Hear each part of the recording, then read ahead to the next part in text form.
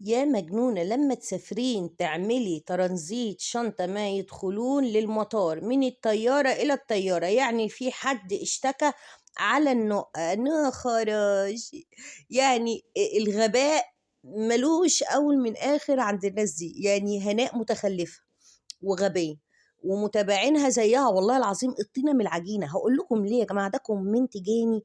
وكمان هناء قالت كلام مهم قوي في الفيديو اللي كانت رايحة تكشف على صدرها. يا ولاد صدرها إلهي يخيبك يا نقة، حوالي مثلا 30 مرة صدري صدري صدري صدري صدري. طيب كنت حضرتك اقلعي واعملوهن وريهن رسمي بقى. في واحدة عاقلة في الدنيا تقول الكلام اللي انت قلتيه، ونبتدي ونقول السلام عليكم ورحمة الله وبركاته. اهلا ومرحبا بكم اعزائنا المتابعين في بيتكم التاني سهام منصور، دردشة في الحياة. والنهاردة دردشة على فيديو، والله فيديو نقيتي الجميل الحلو اللي كانت رايحة تكشف فيه اختي على صدرها. انت وهي اختي حبيبتي، اوعي تنسي اي واحدة منكم تعدي ال 40 ال 45 ال 50 ال 55 ما تنساش تروح، ما تنساش تروح تكشف على سرطان الثدي.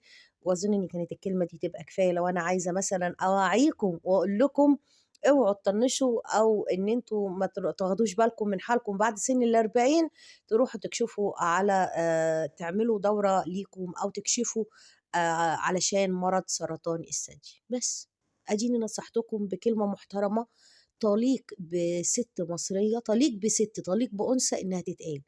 ولكن 30 مرة صدرك صدرك صدرك صدرك صدرك، يا مرة يا ناقص يا مرة يا ناقص. وفي الفيديو ده يا ولاد ادت للبارون كده في الآخر ربع عسل بصراحة. عسل ادت للبارون ربع كده من حرقة قلبها يا ولاد. القلم معلم والله معلم يا بارون، علشان لما بتدي قلم لازما يعلم، لازما تطلعهم كلهم يقاقوا كده ويزغرطوا ويسقفوا ويهيصوا ويعملوا.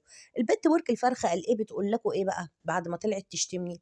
تقول لكم ايه، بصوا يا جماعة انا شتمتهم مرة وما ردوش، شتمتهم تاني عشان يطلعوا يردوا عليا ما ردوش، شتمتهم تاني ما ردوش، دلوقتي طلعوا لي وردوا عليا فانا هطلع واشتمهم. انا مش هقول لك حاجه، يكفي اللي انت قلتيه على نفسك، ان انت يا حماره يا ورك الفرخه يا كشك يا متحرك يا بتاعه مكالمات نص الليل مع الرجاله.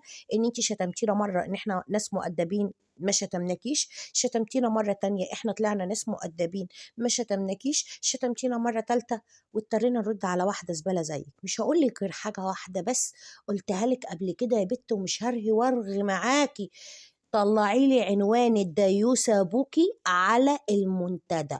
رط ورغي وعجني يا بت انا ما بحبش. ليه؟ لاني انا سهام منصور عمري ما هنزل لمستوى خدامين الخدامة. عارفة يا بت يا ورك الفرخة، واخدة بالك انت؟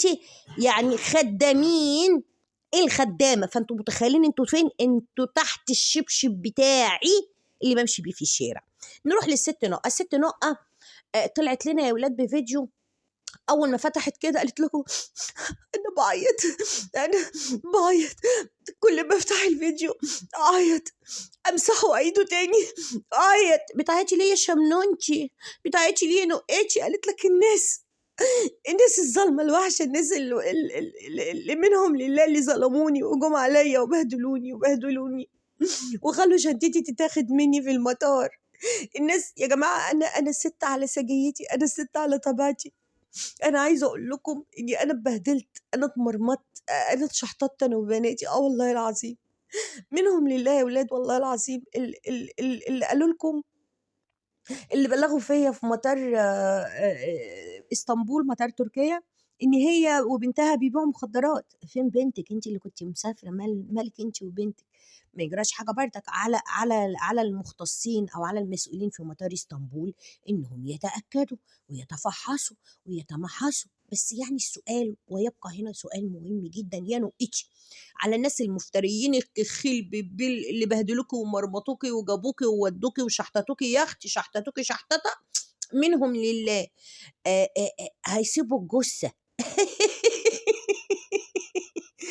تمشي ويخلوا الممنوعات عندهم. النبي سؤال بس نفسي اساله، يعني يا اختي اسم الله عليكي لما تبلغ عليكي ان انت تاجره مخدرات خدوا شنطتك وبهدلوكي ومرمطوكي وركبوكي طياره تانية وهتشتكي شركه الطيران علشان لازم يجيلك تعويض، اشتكي الدنيا بحالها. بس هنا السؤال والنبي الله يخليكي، حتى لو كلمتي السفاره بتاعتك الفرنسيه، لو الجهة المسؤولة عن تفتيشك في المطار وان انت متبلغ على رأي كلامك ومعاكي مخدرات، هل تقدر السفارة بتاعتك الفرنسية تخليكي تسافري وبعدين يبقوا ان شاء الله لما يكتشفوا ان دي مخدرات يبعتوا لك جواب النبي يا مدام نقه تعالي لنا والنبي في تركيا، اصل احنا اكتشفنا ان الشنطه بتاعتك اللي احنا اخدناها منك وصفرناكي ناكي تيجي لنا عشان لقينا فيها مخدرات؟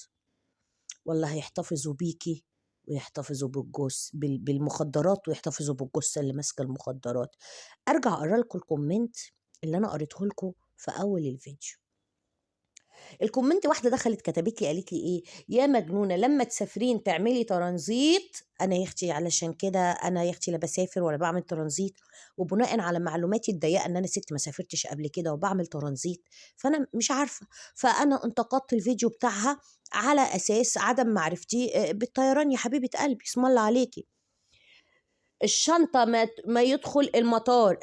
يعني الشنطة لما بتسافر ترانزيت بتعمل ترانزيت، الشنطة يا اختي ما بتخشش المطار، امال بتروح فين؟ قالت لي بتروح من الطيارة للطيارة، يعني في حدا اشتكى على هناء. مش بقول لكم ان متابعينها متخلفين زيها؟ طب يا حبيبة قلبي يلي بتسافري ويلي فاهمة ويلي عارفة، اما الشنط يا اختي بتروح من طيارة لطيارة. الست نقتك شنطتها اتفتشت ازاي في مطار اسطنبول؟ اتبلغ عنها، تمام، اتبلغ عنها بايه؟ انها تحمل مخدرات زي ما هي ما قالت في فيديو سرطان الثدي اللي هي راح تعمل الكشف الدوري بتاعها لسرطان الثدي. تمام، يعني انا دلوقتي لما المطار يجيله بلاغ عن النقة ان هي تاجرة مخدرات والمطار يتأكد ان هي تاجرة مخدرات، طب نرجع حته لورا كده شويه، حضرتك الست دي جايه من مطار وعامله ترانزيت في المطار ده، تمام تمام، مطار ايه بقى؟ طالعه من مطار القاهره. مطار القاهره بقى هيسيبها تعدي بالمخدرات؟ فهيهتم بقى مطار اسطنبول اتبلغ عن مين اللي هيروح يبلغ عنها في تركيا؟ يعني ما اللي كان عايز يبلغ عنها ما كان بلغ عنها في مصر. احنا مثلا لو عايزين نبلغ عنها يا متخلفة انت وهي هنبلغ عنها في مطار القاهرة. وعايز اسألكم سؤال يا أغبياء يا متخلفين، هو أي بلاغ كده يروح لأي مكان كده ياخدوه كده في عين الاعتبار؟ كده واحدة مسافرة كده تبلغ إن هي معاها تحمل مخدرات وجاية من مطار نازلة ترانزيت في مطار، يعني إيه المطار التاني مثلا إيه يعني؟ كان في حد كده غطى عليها وعدها بالمخدرات؟ ولا أظن إنها اتفتشت في مطار القاهرة وطالعة من مطار القاهرة. ما علينا، همشي مع غبائكم للآخر. عدت بالمخدرات من مطار القاهرة وتبلغ عنها في مطار اسطنبول، ما هي قالت لك برضو أنا في ناس بلغوا عني وعن بنتي إن إحنا تجار مخدرات. يا هناء يا متخلفة، صاحبة الكومنت اللي كاتباهولي اللي برضو متخلفة زي اللي بتتابعها، لو في بلاغ وكلامها زي ما هي ما بتقول مظبوط وده كذب، مظبوط وده كذب، يعني لو هي كلامها مظبوط بس انا بأكد لك ان كل الهري ده كذب، وتبلغ عنها في مطار اسطنبول، وبدل ما ينقلوا شنطها من الطيارة للطيارة يا حبيبة امك هيبعتوا يجيبوا شنطها بقى من الطيارة، مع ان هي كانت جايه لنا في مطار اسطنبول ماشيه متدلعه زي الفل وعماله تقول لكم يا ولاد، ده الناس عمالين يقولوا لي لا انت لازم تنجزي احسن الطياره هتفوتك، يلا تشخلعي وتدلعي، والست كانت ماشيه سكرانه في المطار. طب ما وارد تكون دخلت مكان في المطار تسكر فيه ونسيت نفسها وراحت تلحق الطياره وهي ماشيه سكرانه كده ومتدهوله مش حاسه بنفسها، الوقت فاتها اتاخرت والطياره طلعت وسابتها. ولكن لو الشنط اتنقلت من طيارة لطيارة وهي شنطها راجعة معاها فإذا الست نقة ما في شنط اتاخدت منها، ولكن معاكوا للآخر، معاكوا لحد ما نوصل لآخر المطاف.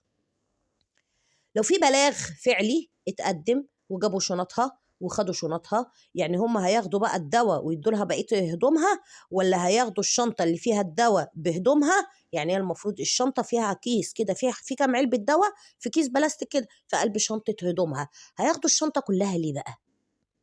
هياخدوا شنطه هدومها كلها ليه؟ مش المفروض ياخدوا بقى المواد المخدرة اللي هم شاكين فيها ويدوا لها الشنطتين بتوعها؟ يعني زي ما ادوا لها واحدة يدوا لها التانية، ولا هم خدوا واحدة اللي كانت فيها الواقعة وادوا لها واحدة اللي ما فيهاش الواقعة؟ فإذا لو في شنطة مركونة عنده ماشي، ايوه يا حمارة، خدوا الشنطة اللي فيها الواقعة، الشنطة اللي كانت فيها حبة هدوم وحبة أدوية خدوا منها الشنطة كلها باللي فيها، اها، بحبة البسطرمة، بحبة الجبنة، بحبة الهدوم اللي فيها، خدوا الشنطة كلها عشان دي الشنطة اللي كان فيها الواقعة. هياخدوا بقى الشنطة اللي كان فيها الواقعة وياخدوا الأدوية اللي شاكين فيها مخدرات ويسيبوا النقط تسافر على أساس إن شاء الله؟ مش المفروض ان هم لو شاكين ان دي مخدرات النقة دي مش هتتحرك من مطار اسطنبول الا لما ياخدوا الادوية يشوفوها ويكشفوا عليها ويتاكدوا منها ويختبروها، لو لقوها مخدرات تبقى الجثة في ايديهم، ولا هيروحوا يدوروا عليها في فرنسا؟ لو ما لقوش مخدرات هيدوا لها الحاجات ويقولوا لها احنا متاسفين واحنا هندور على البلاغ الكاذب ونتكل على الله وناخد بعضينا ونمشي. قبل ما تيجوا تقولوا لي انا يا حماره ويا مجنونه ويا اللي ما بتسافريش، انا يا اختي ما سافرتش، لكن سبت لكم انتوا الفهم، يا بتوع المدارس يا مثقفين يا متعلمين يا اللي فاهمين في كل حاجه. حبيبه قلبي يا متخلفه انتي والنقطه اللي انا بسمعها كلامها انا يا متخلفه، لو في حد كان مبلغ عنك ان شنطتك فيها مخدرات ما كنتش هتتحركي من مطار اسطنبول، مش لو كلمت السفاره في باريس، مش لو كلمتي سفاره فرنسا حبيبه قلبك، ده انت لو كلمتي سفارات العالم كله. شوفي لو معاكي الباسبور ده اللي بيقولوا عليه الذهبي دوت اللي هو تكوني معاكي جنسيه العالم كله، لو سفارات العالم كلها كلموا المطار وهم شاكين ان انت معاكي مخدرات مش هتتعتعي من قلب المطار الا لما يشوفوا ويتاكدوا ان دي اذا كانت دي مخدرات ولا مش مخدرات. وبما انك قلتي ان انت مشيتي واخدوا منك الشنطه، فاذا هم ما كانوش لسه اتاكدوا اذا كانت دي مخدرات ولا مش مخدرات، فاذا يبقى حضرتك لا كان في تفتيش ولا كان في بلاغ ولا كان في مخدرات، ما كانش في غير مرقعة ووساخة وقلة أدب من واحدة ناقصة زيك. اهو الست مش بتاعة المدارس حلتها لك اهي، تطلعي بقى تشتغل المتابعين اللي عندك تقول لهم منهم لله بلغوا عليا انا وبنتي ان انا تاجرة مخدرات. طب ما انت يا حبيبه قلبي تاجرة مخدرات ومعاكي ادويه هم شاكين فيها ان هي مخدرات، مسكوا الادويه والشنطه وقالوا لك امشي انت يا نقتي يلا حبيبتي بالسلامه، لما تحتاجوها هنبقى نجيبها لكم، السفاره قالت لهم كده، لو اثبت عليها حاجه احنا هنبقى نجيبها لكم. يا سلام، تبقى الجثه في ايديهم، صاحب الحرامي بشيلته. عندنا مثلا هنا بقول لك الحرامي بشيلته، لما حضرتك هم ياخدوها ويشكوا ان دي مخدرات هيسيبوها تسافر كده ويجيبوا لها طياره ويتاسفوا لها والسفاره الفرنسيه بتاعتها تتدخل في ايه؟ السفاره تقول انا ماليش دعوه، خدوا اجراءاتكم القانونيه معاها. السفاره هتعمل لها ايه؟ مواطنه فرنسيه داخله عندنا في مطار اسطنبول تحمل مواد مخدره ممنوعه، السفاره هتقول لهم ايه؟ لا والنبي مشوا لي البت بتاعتنا، مشوا لي هنقى مزتنا، يا متخلفين يا اغبياء يا اللي يا اللي مش معدتوش على علام. لا لا لا لا، انتوا اتعلمتوا بس انتوا الخامة المخ جزمه قديمه ما كانتش بتستقبل حاجه. اما الست اللي انتوا بتستجهلوها وبتقولوا لها يا جهله وبتقولوا لها يلي ويلي ويلي، اذكى منكم احسن منكم بتفكر عنكم ليها نظره عنكم. تمام؟ فاذا بقى لو في مواد مخدره يا حبيبه قلبي انت وهي، ما كانش طبعا هنوءه تبقى في فرنسا قبل الشنطه بتاعتها. هنوءه لو اثبت ان هي الادويه اللي معاها مش مواد مخدره هتاخد الادويه وهتاخد الشنطتين وهيتاسفوا لها وهترجع يا اختي الى ارض بغيس الحبيبه بشنطها معززه مكرمه. وساعتها مش تشتكي السفاره، مش تشتكي شركه السياحه التركيه، تشتكي في إدارة المطار التركي، مطار اسطنبول، لو ليها حق بقى ان هم فتشوها وبهدلوها وان هي ما كانش معاها ادويه مخدره، مع ان ده هيبقى شغلهم ومش هتاخد معاهم لا حق ولا باطل، ده شغلهم ومش هتاخد لا حق ولا باطل. فاذا ما فيش حاجه اسمها انا اتبلغ عني في مطار اسطنبول ان انا احمل مخدرات وترجع وشنطتها تفضل هي والمخدرات. يا متخلفين يا اغبياء يا حمير يا حمير.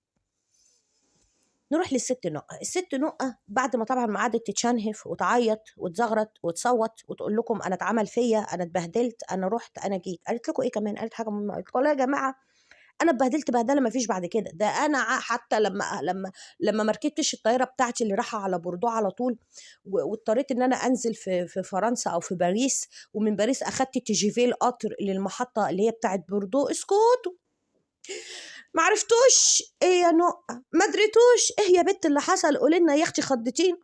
مش فوت المحطه بتاعت بوردو ونزلت في الاخر اخر اخر اخر اخر اسم الله عليكي. هو انت كنت راكبه عربيه كارو يا اختي؟ اسم الله عليكي، ده احنا مصر اللي مش متحجرين قوي زي فرنسا وباريس والدول المتقدمه. يا اختي المترو بتاعنا تركبيه يقول لك المحطه الحاليه محطه جمال عبد الناصر. تبقي يا اختي راكبه كده داخله على المحطه يقول لك نحن الان ندخل على محطه السادات. يقف في محطه السادات يروح ناده تاني يقول لك انت الان في محطه السادات. محطه ميسره يا اختي، وهو داخل على المحطه يقول لك احنا داخلين على محطه ميسره. يقف في المحطه يروح قايل مره كمان ان احنا يا اختي نازلين على محطه ميسره. اسم الله عليكي، يعني في نداء في المترو باسامي المحطه. يا حبيبه قلبي، يا عمري، ده القطارات، حتى القطارات بتاعت زمان بيبقى كل محطة مكتوب عليها، تبقى قاعدة كده مرسية جنب الشباك وانت في حد هيتوه عن المحطة بتاعته؟ في حد هينزل محطة متعود يركب منها بقاله 20 سنة ينزل كده ما يبقاش عارف ان دي مش محطته، بدل ما يفضل يقعد ويفتح فيديو ويصور ويتكلم ويحكي، وفي الاخر اسم الله عليكي طالعه تقول لنا في فيديو تاني ان انت نزلتي في محطه غلط. عارفين يا ولاد اليافطه اللي كانت ورايا كده وانا عماله اقول لكم انا وصلت بوردو، وصلت بوردو؟ اسكتوا، ما كانتش بوردو، نزلت في محطة غلط. الكلام ده بتقوله لنا امتى؟ بتقوله لنا في فيديو اللي بعد ما بتاع كشف الثدي. الله. طب رحنا يا اختي رحت اشوف الفيديو تاني يا حبايبي، لقيت بتقول لكم انا وصلت بوردو، انا هو مستنيه بناتي، انا هو قاعده كلمت بناتي قالوا لي احنا جايين يا ماما. فاذا انتي كنتي مرزيه وقاعده في محطه بوردو، او انتي عامله لعبه ماليها اول من اخر. يعني القطر بتاع التي جي في بتاع فرنسا ما كانش كل شويه بينده فوق راسك محطه محطه؟ يعني انت ما انتش عارفه المحطه اللي قبل محطتك اسمها ايه، واللي قبل محطتك اسمها ايه، والمفروض ان محطتك اللي جايه تنزلي فيها. يعني لما وقف في محطه بوردو ما نداش وقال احنا في محطه بوردو يا نقه، يلا يا نقه انزلي في محطه بوردو؟ النبي الناس يا جماعه اللي في فرنسا اللي بيركبوا التي جي في يقولوا لي هل بيبقى فيه المسجل اللي بيقول لكم محطة محطة باسمها بصوت عالي كده في التي جي في؟ فأكدوا لي والله زي المترو عندنا كده بكل محطة يقول لنا اسمها، وقبل ما نخش عليها بيقول لنا ان احنا داخلين على محطة كذا، ولما يقف يفتح الباب يقول احنا في محطة كذا. فأرجو الناس اللي في فرنسا، عشان انا برضو ما سافرتش وما ركبتش التي جي في، فوارد ليه لا. بس بقى لما اجي وانزل في محطة مش محطتي، يعني ما اعرفهاش، يعني انا وانا جايه بنزل كده يعني ما بالكم ان المحطه فاتتني؟ هو انا مش عارفه شكل محطتي عامله ازاي؟ يعني كل محطة أكيد مختلفة عن التانية، ما هوش ديزاين كلهم واحد. مش محطة بوردو نفس ديزاين محطة سيدي بشر، ما أنا معرفش يا أختي البلاد هناك اسمها إيه والمحطات أساميها إيه، ولكن أكيد كل محطة بتبقى معروفة. أنا دي محطتي بركب منها، هو في حد ينسى شكل المحطة اللي بيركب منها بقاله 20 سنة يا جماعة؟ أكيد طبعا لأ. فلما تيجي الفيديو بقى بتاع الكشف الدوري لسرطان الثدي تقول لنا ان انا والله يا جماعه ده انا شوفوا حتى البهدله اللي كنت فيها، ده انا لما كنت قاعده لكم كده بصور لكم ورا اليافطه اللي مكتوب عليها ما اعرفش ندور ايه، دي كانت محطه البلد اليافطه اللي كانت محطوطه، ده انا نسيت ونزلت مع الناس كده بفكر ان انا في بوردو، وقعدتي وصورت لنا وانت مش واخده بالك من شكل المحطه؟ يعني قعدتي وركنتي شنطك وفتحتي الكاميرا وقعدتي تصوري لنا ان انت وصلتي بوردو وانت مش عارفه اذا كنتي في محطه بوردو ولا لا؟ ليه؟ يعني نزلتي واتخدتي، ما مش اول كده ما تقفي وتبصي حواليكي تعرفي انت في محطه بوردو، دخلتي وقعدتي وفتحتي الكاميرا وانت ما انتش عارفه اذا كنتي في محطه بوردو ولا لا. ده بتاع ايه ده بقى ان شاء الله؟ ده يحصل امتى؟ يحصل بقى لما يبقى البني ادم سكران ومش دريان ومش واعي هو رايح فين ولا جاي منين ولا نازل فين. في الفيديو ده قلت لها ده انا بناتي قعدوا يكلموني ويقولوا لي يا ماما انت فين؟ اقول لهم يا عيال انا قدامكم اهو. يا ماما احنا مش شايفينك يا بنات، يمكن انا نزلت في المحطة من ورا، هو كله من ورا كده مفيش من قدام. اتخدتي في العمارة من ورا، في الزمالك، وفي المحطة يمكن من ورا. ايه هناء؟ ايه هناء؟ ايه حكايتك في ورا ده؟ ركزي معانا شوية والنبي الله يخليك. يا ماما احنا مش شايفينك. بتبص حواليها يا ولاد شمال ويمين. فقوم راحت سائله مين بقى؟ السكيورتي. انت كل ده يا هناء ما كنتش فوقتي؟ يقطعك يخيبك، بطلي شرب عشان تبقي دريانه كده وعيانه لحالك. قالت لك سألت السكيورتي هو انا فين؟ هو انا فين؟ انت ورا. يعني يعني كمان بتسألي السكيورتي انت فين؟ اسم الله عليكي، اسم الله. معلش المنقوع كان بس شديد شويه، خفي لما تبقي مسافره خفي بس. قال لها لا ده انت في محطه غير محطه بوردو يا قلبي، اسم الله عليكي. ده انت تقطعي وترجعي لبوردو تاني. انتوا متخيلين الكلام الهبل اللي بيتقال؟ انتوا متخيلين العبط اللي بيتقال؟ انتوا متخيلين قمة استغفال متابعينها ازاي؟ انتوا متخيلين الاغبياء اللي داخلين يكتبوا لي انا كومنتات يقولوا لي يا مجنونه؟ انا اللي مجنونه؟ يعني انا الكلام اللي انا بقوله لكم اللي هي بتقوله ده يبقى انا اللي مجنونه وهي اللي عاقله وانتوا اللي بتسمعوها عاقلين؟ لا حول ولا قوه الا بالله. فعلا فعلا فعلا والله. فراحت قالت لك ايه؟ شوفوا البهدله، بهدلوني منهم لله، بهدلوني. احنا بهدلناكي في ايه؟ ما انت لو كنت واعيه لحالك، ده لو على كلامك ان انت فعلا نزلتي في محطه غلط. ما اظنش يعني، ما اظنش، ما اظنش يا نقى. ما ينفعش اصلا. خلاص ما ينفعش يا حبيبه قلبي.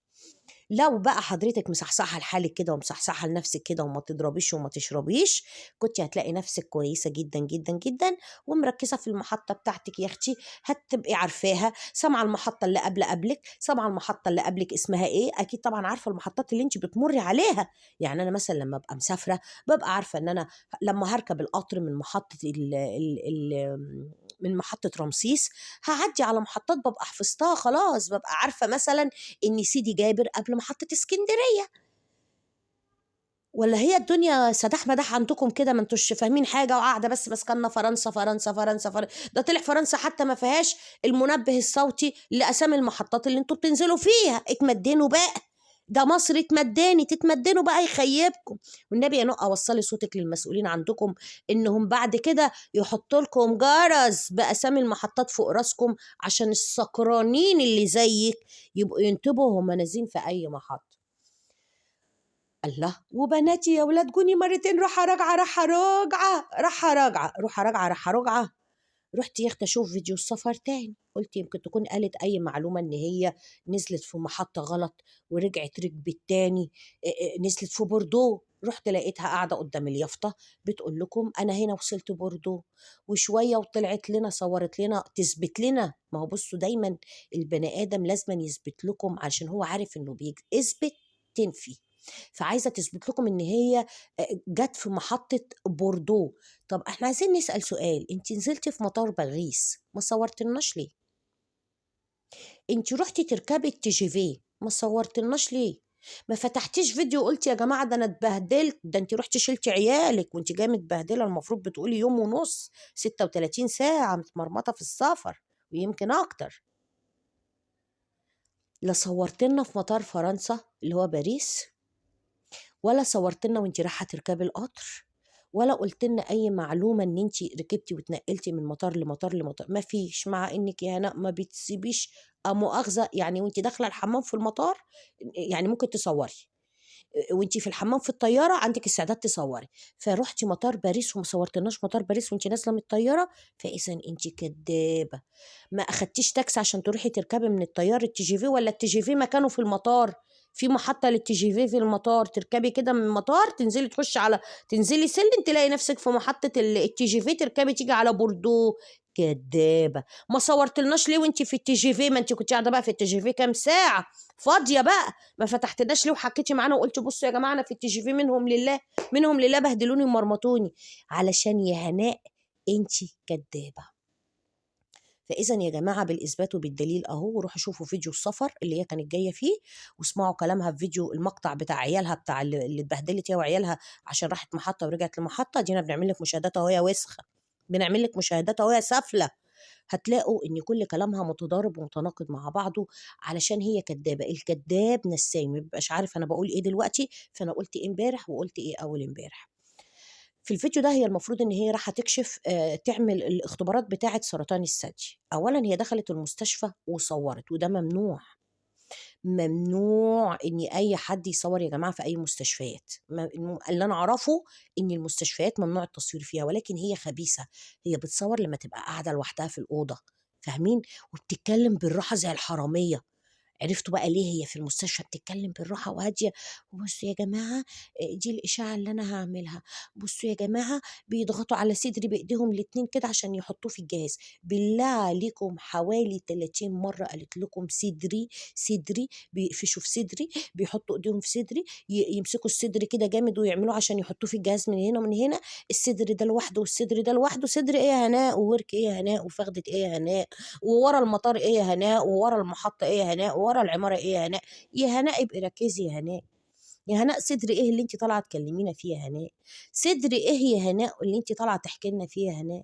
وبعد ما عملت الاختبارات، واصل انا خايفه يا جماعه، اصلي طلع لي حبوب في صدري من هنا ومن كلكعتين في صدري وتعبني. يا متخلفه، الكلاكيع اللي في الصدر اللي توجعك ما يبقاش السرطان يا اغبى اخواتك. السرطان لو في كلاكيع ما يبقاش فيها ألم، تبقيش حاسه بيها، حاسه بالكلكوعه ولكن ما فيهاش ألم. ما فيش ألم تحسي بيها بس كده في ايدك، ان زي ما يكون في بليه كده لما تفضلي تحسسي كده. انما يا حبيبه قلب امك كلاكيع ووجعاكي، لا يا قلبي ده ما يبقاش السرطان. ولكن هنقول لك استبشروا خير انت جدو، قادر ربنا على كل شيء والله العظيم. وطلعت يا ولاد بعد ما صورت خلسة كذا مرة وهي بتعمل إشاعة، وورتنا جهاز الإشاعة، وورتنا إنها تنام على السرير دوت علشان يكشفوا بقى على صدرها، وهي خايفة خايفة خايفة خايفة قوي. أحبوش يا نقة.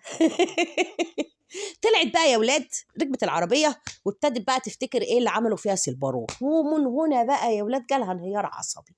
جالها انهيار عصبي وادت ربع للبارون مشكل، مع ان يخشي البارون ما بيحبش المشكل، البارون يحب الممبار والكفتة. لكن هي قالت لا لا لا والله لا والله، انا هديك الربع المشكل، يعني هديك الربع المشكل. فاذا البارون راحت يا ولاد مدياله ربع مشكل. النار ضربت في نافوخها وافتكرت عملت البارون فيها ومكالمه البارون للراجل، وراحت قعدت تقول له ايه، انا هعمل فيك والله لولا ان جاتني المكالمه بعد ما جيت من فرنسا، الراجل اللي كلم الراجل وبعت له ايه. الموضوع هبت في دماغها والله يا ولاد. الشياط كان طالع كده من وشها. وراحت بقى عامله للبارون ازاي، انا لو كنت في مصر كنت خليتهم جابوك في القسم ويدوك حتة علقة، ويضربوك على قفاك، ويضربوك على ايديك، ويضربوك على رجليك. بس انا للاسف سافرت فرنسا. عارف لو كنت في مصر كنت خليتهم جابوك ادوا علقة يا اولاد وبيتوه في الاسم. انا شايف ان الربع مفرحك. البارون اخد ربع مشكل حلو قوي بصراحه. حضرتك فرحانه بقى. ايوه. فهنا بقى انا ارد عليه على الربع المشكل اللي البارون خده. اللي يتضرب على قفاه الاشكال البيئه اللي زيك يا خدامه العواجيز. اللي يتضرب على قفاه الخوالات اخواتك اللي مش عارفين يربوك يا خدامه العواجيز. اللي يتضربوا على قفاه ديوس الفيوم العلام يا اخوك الصغير اللي جاب لك 4 رجاله غرب بالمزمار، وقفتي ترقصي وتلوي زي الحيه ويركبك على الحصان يا مهره يا فرسه يا جحده اللي مش لاقيه حد يلمك يا بيت. والله مش لاقيه الخيال اللي يشكمك كده ويلكمك.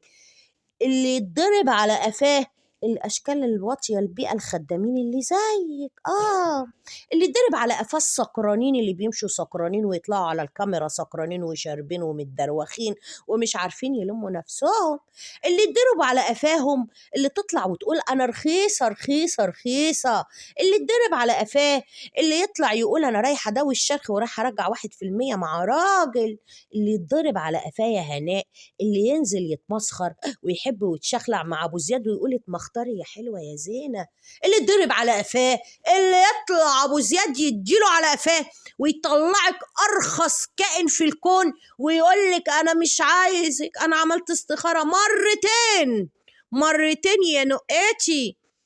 اللي زيك هو اللي اتضرب على قفاه، اللي زيك هو اللي اتاخد في الأقسام يا وش الأقسام يا وش السجون يا زبالة يا الماما يا تربية الشوارع، اللي اتضرب على قفاه هناء اللي ترمي بناتها لعيلة تربيهم في فرنسا عشان تتشخلع وتتدلع هي وتعرف تجيب فلوس من شمال ويمين. ولا فكرك يا هناء احنا الداتا بتاعت عيالك اتربوا فين ومع مين؟ مش عندنا.